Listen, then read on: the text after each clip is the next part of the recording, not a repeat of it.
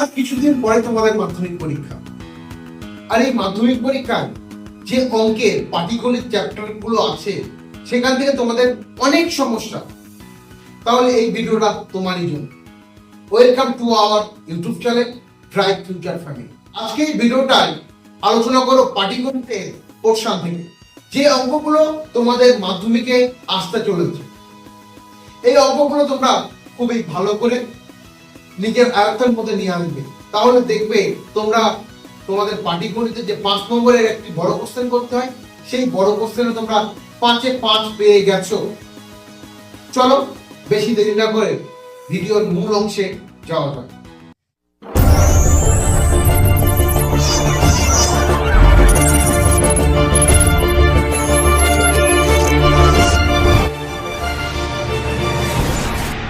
তো বন্ধুরা, তোমাদের পাটিগণিতে মোট 4টি অধ্যায় আছে। এই 4টি অধ্যায় থেকে 2টি অঙ্ক থাকবে, একটি করতে হবে। দেখো এই 4টি অধ্যায় কি কি? একটা হচ্ছে সরল সূত্রাংশ, 2 চক্রবৃদ্ধির সূত্র, 3 সমাহার বৃদ্ধি বা হ্রাস, 4 অংশীদারি কারণ। একটা কথা এখানে বলি, তোমরা মোট 2টো অঙ্ক থাকবে, যে কোনো 2টি চ্যাপ্টার ভালো করে করলে একটি প্রশ্ন তোমরা কমন পেয়ে যাবে।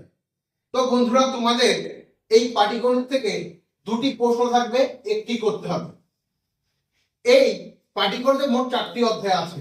একটা সরল সূত্রাংশ, 2 চক্রবৃদ্ধি সূত্র, 3 সমাহার বৃদ্ধি বা হ্রাস, 4 অংশীদারি কারণ। আগের বছরেই একটা চক্রবৃদ্ধি থেকে এসেছিল আর একটা অংশীদারি কারবার থেকে এসেছিল।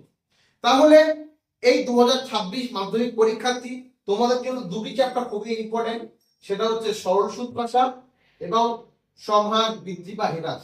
এই 2টি অধ্যায় খুবই ইম্পর্টেন্ট। এই 2টি অধ্যায় তোমরা যদি ভালো করে করতে পারো তাহলে তোমরা একটি 5 নম্বরের প্রশ্ন কমন পেয়ে যাবে।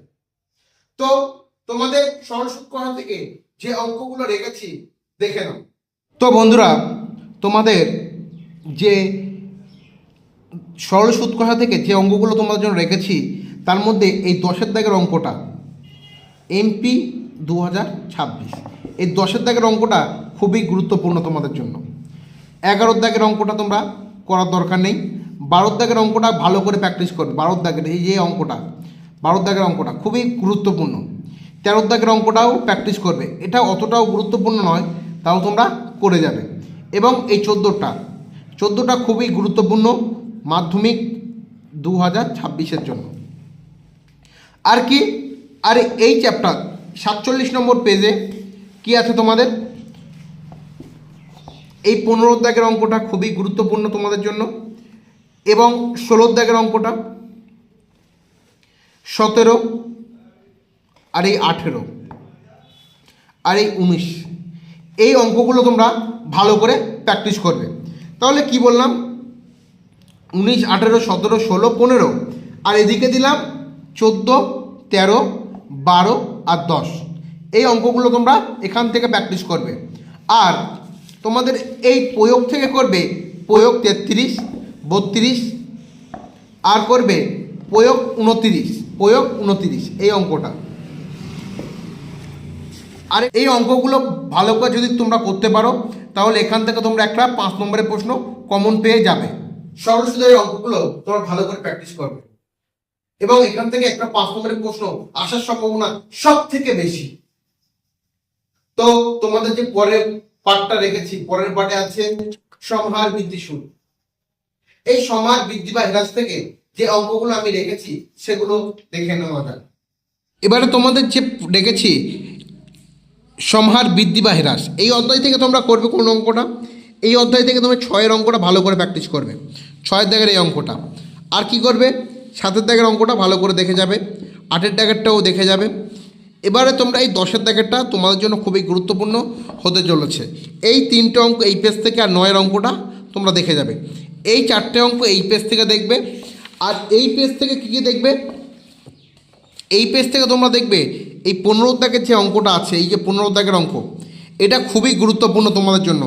এবারে মাধ্যমিক পরীক্ষায় এই অঙ্কটা চলে এসছে বলে ভুল হবে না। আর কি করবে, এই 14-এর অঙ্কটা দেখে যাবে। আর এই বকুলতলা অর্থাৎ 13-এর দাগের এই অঙ্কটা দেখে যাবে। তাহলে এখান থেকে মোট 6টি অঙ্ক দিলাম।